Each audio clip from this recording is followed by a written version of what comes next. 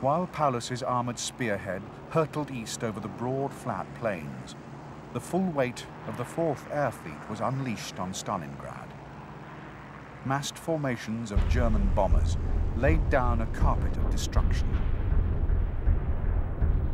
Firestorms raged through the timber-built suburbs, killing 40,000 people in one day. The docks, the administrative center, and large tracts of the industrial heart of the city were laid waste. Huge palls of smoke hung in the sky, visible for miles. Later that day, forward units of 16th Panzer reached the Volga north of Stalingrad. In its drive to the Volga, 16th Panzer had sliced away the southeast front from the Stalingrad front. But in so doing, it had become dangerously exposed. In its wake, the motorized infantry formations had encountered stiffening resistance and had failed to keep pace with the armor. With its back to the Volga, and with stocks of fuel and ammunition running low, 16th Panzer was now isolated.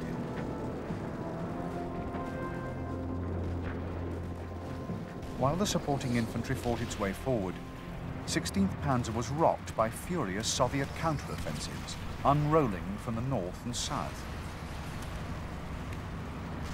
For 6 days, it held fast to its positions on the Volga, ranging its guns on the river traffic and mounting sporadic attacks through the sprawling northern suburbs of Stalingrad.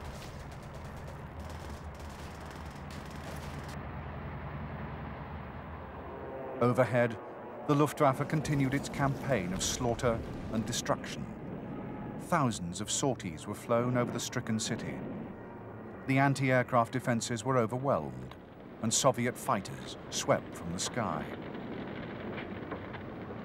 With remorseless logic, Stalingrad on the Volga, once a famous citadel of the Tsars and the gateway to Asia, was being slowly pounded into rubble.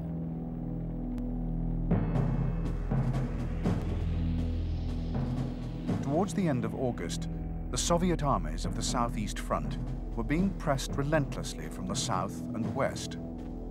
Between the Don and the Volga, a huge salient was formed by the northerly thrust of the 4th Panzer Army and the continuing pressure of 6th Army's infantry.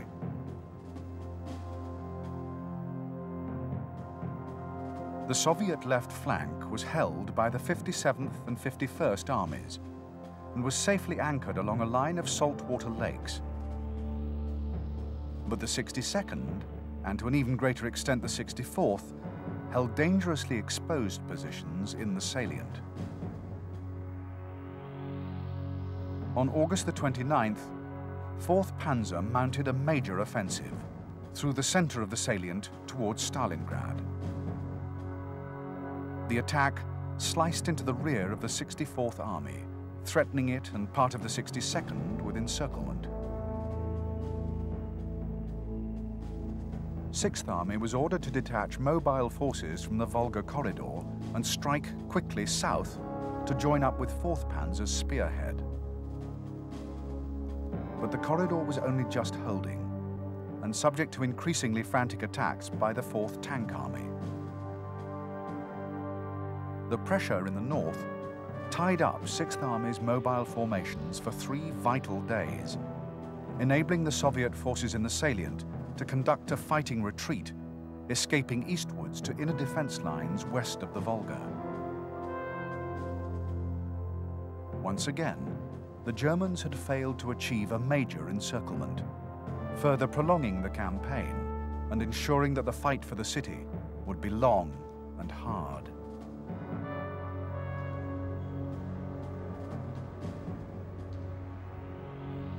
At the end of August, General Zhukov assumed overall command of the Soviet forces in the south. Zhukov's task was to coordinate the various front commands, organize the defense of Stalingrad, and maintain pressure on 6th Army's vulnerable left flank.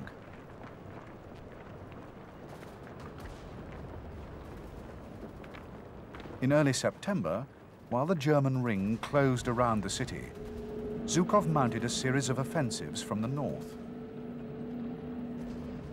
Though failing to break through the German cordon, the attacks helped to hinder Sixth Army's advance by diverting attention and forces from the center to the periphery.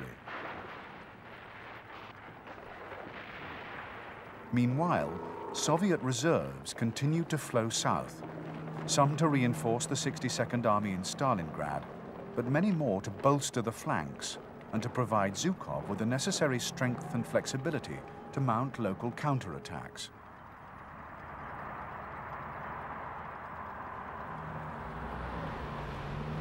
In mid-September, Soviet pressure in the north eased off enough to allow Paulus to resume his efforts in Stalingrad. The city was now surrounded on three sides, and the Volga crossings were under fire from German artillery. On the 13th, the Germans attacked through the southern suburbs, edging forward under cover of airstrikes and supported by tanks and artillery. The objective was the main landing stage, handling ferry traffic from the East Bank.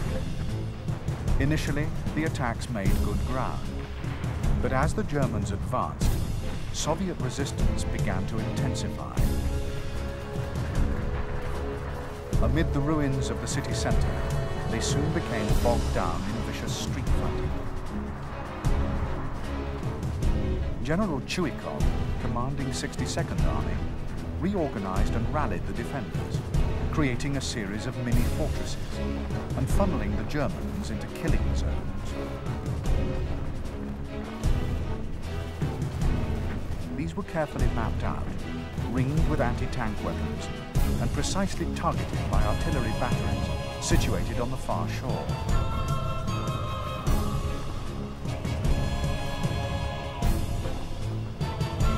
Gradually, the Germans fought their way forward, pressing in now from the north as well as the south. Some isolated strongpoints held out for days, others changed hands several times. Often, the front line was no more than an interior wall, or the floor space separating different levels in the same building. Gains were measured in yards, weighed against the cost in casualties, and held on to desperately in the face of almost suicidal Soviet counterattacks.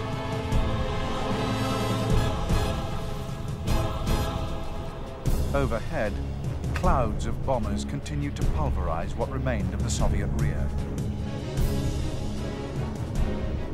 Hardly a single building now remained intact. The landing areas were clogged with corpses, and the river channels with the hulks of burning ferries. Yet somehow or other, in small groups, Soviet reinforcements continued to get through. Those that reached the front were already veterans, survivors of the grim and perilous journey across the Volga.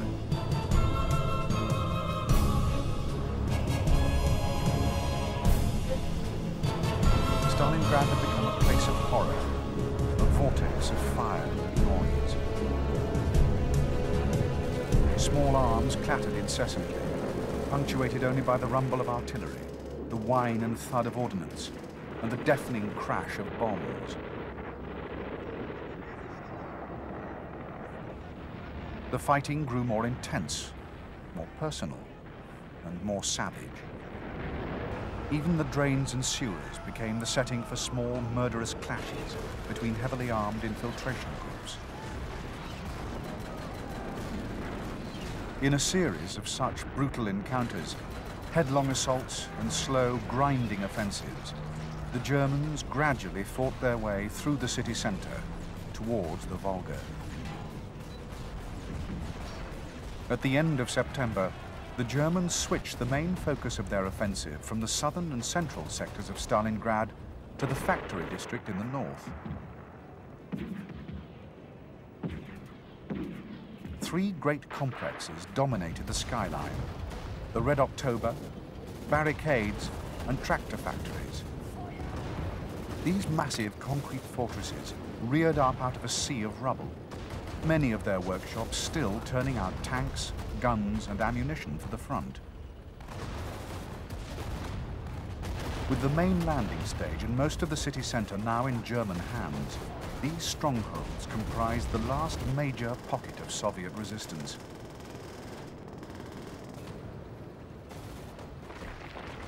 On October the 3rd, the Germans attacked with 5 divisions along a 3-mile front. Tanks crunched over mountains of debris, firing at point-blank range into rubble-filled streets. Behind them, the infantry advanced cautiously, visibly wary of the dangers that lurked unseen among the shadows and the broken buildings.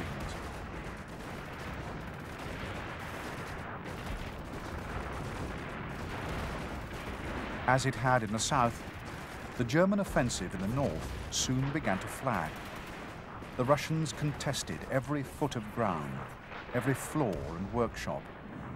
Factory workers and soldiers fought side by side. No quarter was given, and no prisoners taken. But for the Russians, now fighting with their backs to the Volga, there was not even the possibility of retreat.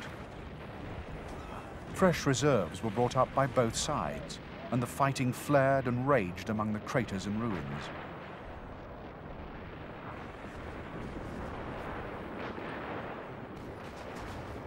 On October the 14th, in an attempt to maintain the momentum of the attack, Paulus committed what remained of his reserves, driving to within a few hundred yards of the Volga.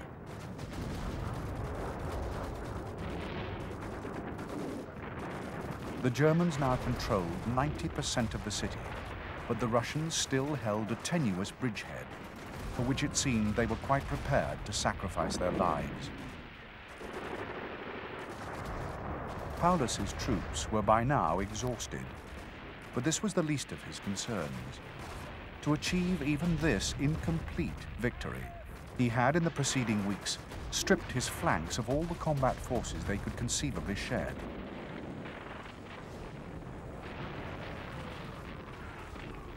He had lied to Hitler, grossly exaggerating the size of the force he faced in Stalingrad.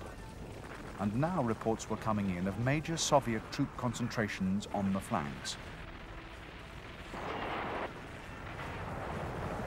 Added to this, the first frosts of winter had arrived earlier than expected.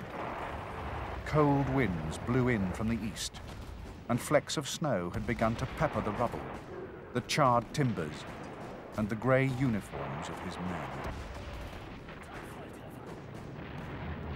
Far to the south, the Second Army drew the Germans ever deeper into the cauldron of Stalingrad. Zhukov was secretly assembling forces in preparation for his own offensive. Initially, the plan had been drawn up in response to Stalin's incessant demands for diversionary attacks against Sixth Army's flanks. But as the battle for the city intensified, and these flanks became increasingly strained, the plan grew steadily in scope and ambition.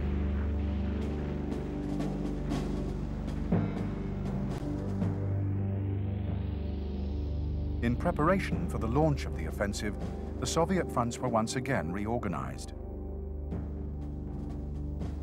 In place of the old Stalingrad front, 2 new fronts were created, the Southwest and Don fronts, while the Southeast front was now renamed as the Stalingrad front.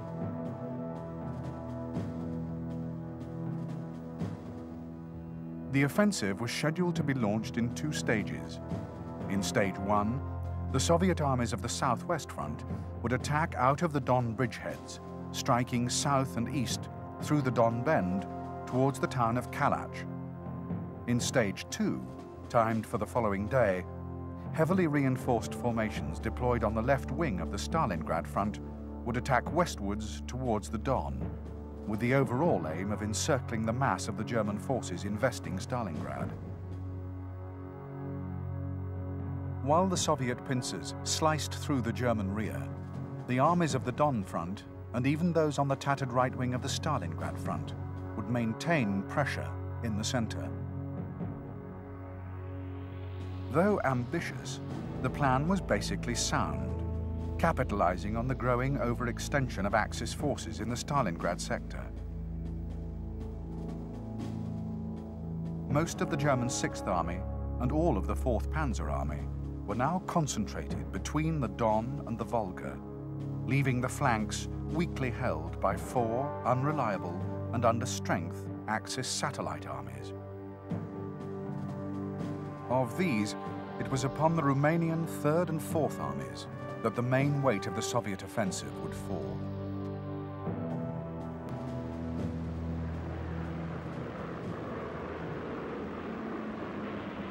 Throughout October and early November, while the Russians completed their build-up on the ground, the Red Air Force was gradually winning the battle for mastery in the air.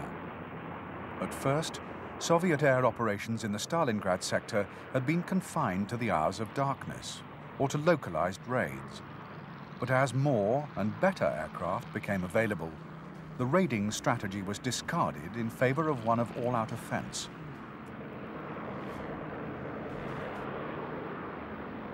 Aerial dominance in key sectors of the battle zone was essential to ensure success on the ground.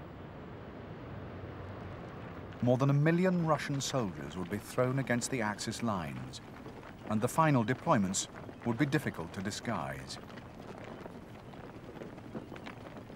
German reconnaissance efforts had to be frustrated, and as the attack got underway, Soviet breakthrough forces would need to be given adequate fighter cover and tactical air support.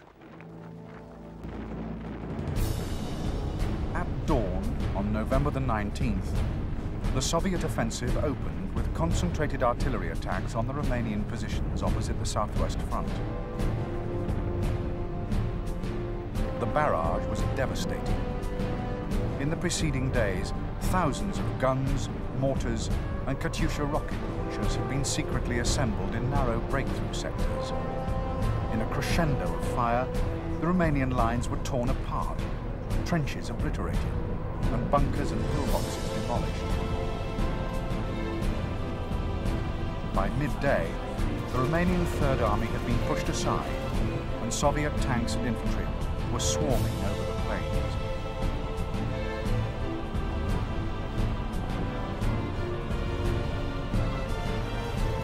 On the following day, the second stage of the offensive was launched against the Romanian Fourth Army in the Don-Volga Isthmus. Once again, the great swirling mass of Soviet armor and infantry overwhelmed the defense.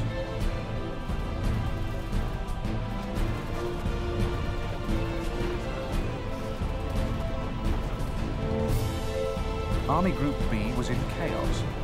In all sectors, the pressure was intense. Attacks were launched against 6th Army's positions in the Don Bend, against 4th Panzer to the south of Stalingrad, and out of the Stalingrad bridgehead itself.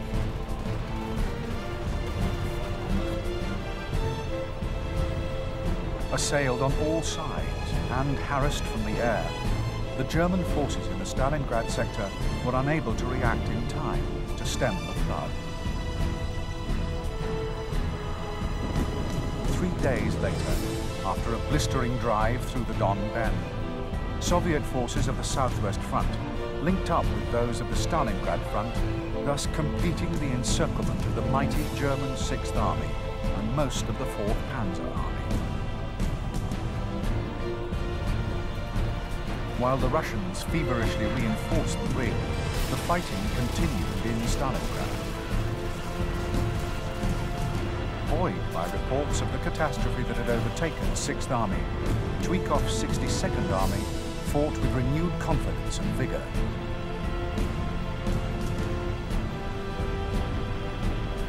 At last there was hope, not merely of relief, but of a heroic and crushing victory against all the odds. On 3 occasions, while the opportunity still existed, Paulus requested permission to mount a breakout to the southwest. On each occasion, his request was denied. Hitler would countenance no withdrawal from the Volga. Stalingrad was to be turned into a fortress, and until 6th Army could be relieved, it would be supplied by airlift.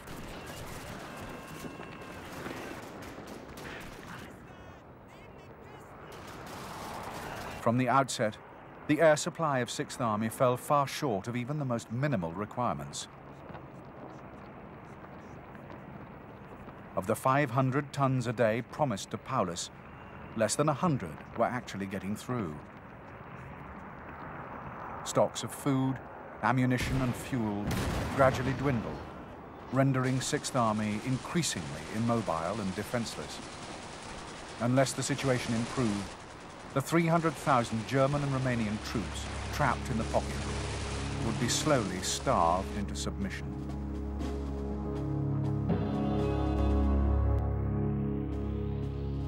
At the end of November, Hitler created Army Group Don to hold the line between Army Groups A and B.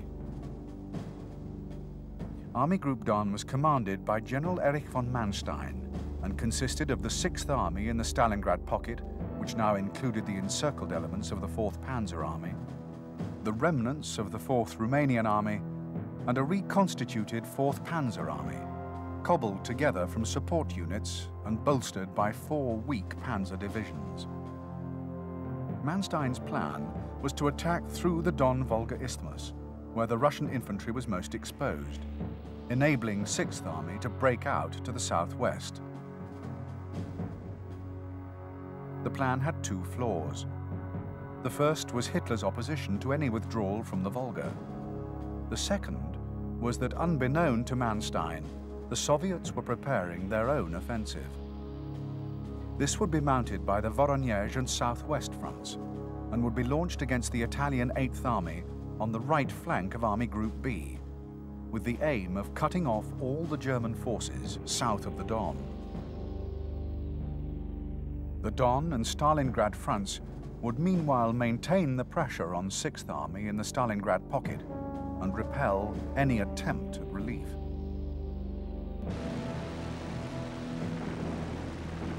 Despite careful planning and tactical support from the Luftwaffe, Manstein's relief offensive had little real prospect of success. With only 2 armored divisions committed to the attack, there was no possibility of forcing a permanent corridor across the 60 miles of snow-covered steppe to Stalingrad. At best, Manstein's forces could press only part of the way, harass and disorganize the Soviet forces in the ring, and provide one last opportunity for 6th Army to break out.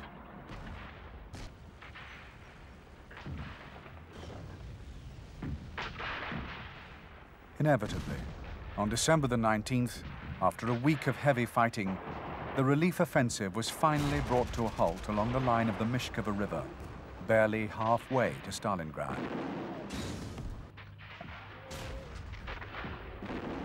For a further 5 days, the Germans held these forward positions in the forlorn hope that Paulus would defy Hitler's express command and order 6th Army to attempt a breakout. For Army Group Don, the situation was growing more perilous by the day. On December the 16th, the Russians had sliced through the Italian 8th Army, decimating 5 of its divisions and throwing the rest into panic. There was now a gap, some 90 miles wide, between Army Groups B and Don.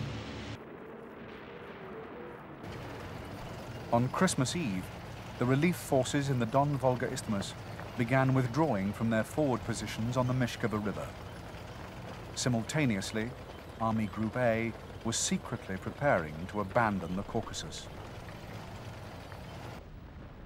The fate of 6th Army was now inescapable. Throughout January of 1943, the Russians tightened the noose around 6th Army, while simultaneously thrusting ever westwards across the Don and the Donets towards Rostov.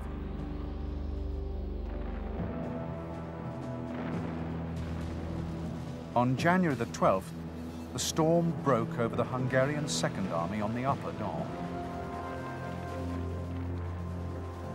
The destruction of the Axis satellite armies in Russia was now complete. While Soviet armor rolled through the Donetsk corridor towards Kharkov, the Germans rushed frantically to seal the gaps and stabilize the line. Everything won over the course of Blue was being rapidly abandoned. Only 6th Army remained in position, but utterly surrounded and increasingly isolated in the ruins of Stalingrad.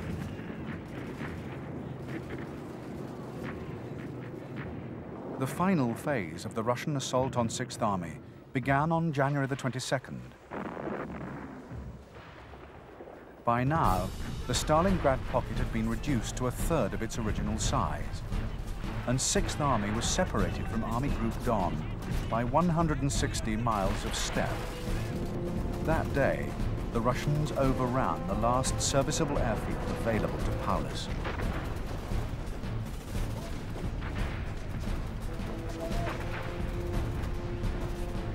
For 10 more days, the survivors of 6th Army fought on to the limits of their strength and endurance. Soviet attacks unrolled from every direction. On January the 25th, Russian troops advancing from the west linked up with units of the 62nd Army in the Volga bridgehead. 6th Army was now cut in half and reduced to fighting for a few square miles of frozen rubble.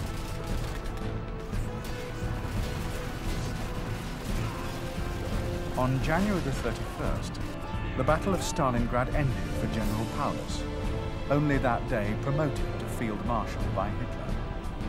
He had, as he had been ordered, held out until the last possible moment, surrendering only when the Russians reached the door of his headquarters.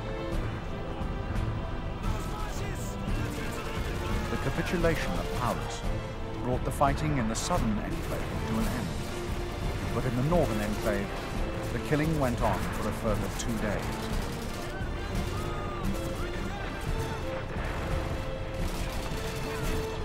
The last pockets of resistance in the north were not liquidated until February the 2nd, and only then at the cost of several thousand more lives. Those emerging from the ruins of the factory district had fought on without hope until their ammunition and their strength were spent. They were exhausted and close to starvation, and many suffered from untreated wounds or frostbite. But they had few illusions about what lay in store for them. In Stalingrad, the war had plumbed new depths of squalor. Men had been fed into the carnage with little apparent regard for their lives. Many had become brutalized and indifferent to the sufferings of others. On both sides, the killing of prisoners was now common practice, and for the survivors of 6th Army, the ordeal had not yet ended. Of the 110,000 German soldiers taken prisoner by the Russians, among them 24 generals, only 5,000 would ever return to Germany.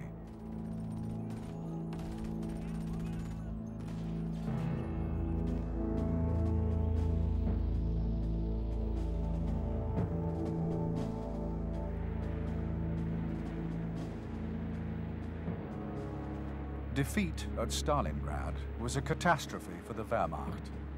20 German divisions were wiped from the order of battle, and many more gravely weakened. 6th Army was destroyed utterly, and with it, 6 months' production of the war factories of the Reich. In addition, the armies of Italy, Hungary, and Romania had either been demolished or driven in rout from the battlefield, and all the lands east and south of the Don had been abandoned to the Russians. West of the Don, the German withdrawal continued through the first months of 1943. Army Group A was extricated from the Caucasus, and Army Group B was pulled back over the Donets. Kharkov was abandoned and then recaptured in a brilliantly executed counteroffensive. But this was to be the Wehrmacht's last significant victory in the East.